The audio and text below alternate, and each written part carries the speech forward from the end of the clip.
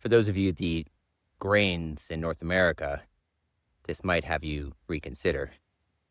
So I'm here, I was cutting some trees for the fence line that's going in on our property so we can give our animals access to more of this ground that we're trying to develop. You can't see them out there, but we've planted rows of trees. We planted 7,000 trees last year because this is an old degraded farm, and we're trying to develop it by adding multiple species, increasing biodiversity, and just taking care of the land with animals. And then I happened to fell a dead tree on the wrong side of the fence, and I was overcutting it. And I noticed, like, as much as there's some thatch in here that makes it look a little bit brown, and, this has been hayed for multiple years, and then before that, cash cropped with pesticides, herbicides, and fungicides, and there's lots of bare ground and hasn't been fertilized with real stuff for many, many years. And it's greening up. It's the early May right now in the Ottawa Valley, Canada.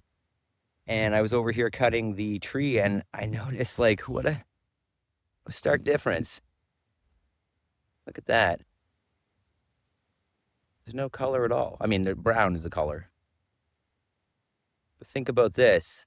That is conventional wheat. Call that commodity wheat, right? The stuff that is going in your cornflakes. It is sprayed with so much stuff. Nothing's been touched. Nothing's been done to this field since last fall, when they sprayed 3 days before and then harvested it with the combine. And it's still brown, right? Like, you can see, you can see along the edge, there's some green coming up. There's a dandelion over there. But as you come out, where the spray was a little bit more concentrated, it is so dead. Oh, there's a little weed. Life is trying to poke through here, but it is dead. So whether you believe in, eating grains or not, which I personally don't. This is Health Unscripted. These are my ideas, not medical advice, although I would take them over medical advice if I were you. This is just what I'm seeing. And do I want to feed this to my family? If this is so dead, the soil underneath that is growing your food can't produce anything without you coming in here and giving it synthetic fertilizers and then some seeds with GMOs and whatnot in them, and then spraying them with other fertilizers. Is that going to be nutrient dense? Is that going to be healthy for your family? Give it a thought. This is not meant to be your conventional wisdom health. It's meant to have you thinking. This was completely unscripted, prompted by observation. And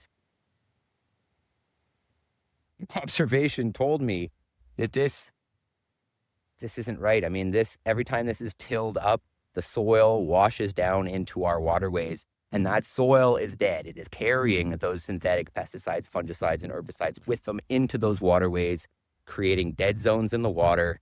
This is not how we will feed the world. This is not perfect, but this is the only way. Aim for soil health. Aim for making a biodiverse ecosystem that supports wildlife, livestock, personally, perennial fruits and vegetables less. If you like this kind of content, you like, maybe getting off the script, the prescription, or the nutrition label on the back of your food, subscribe, follow along. We are on a journey of improving our lives through education about better food and health, and through accountability by squatting our friggin' asses off every goddamn day. See ya.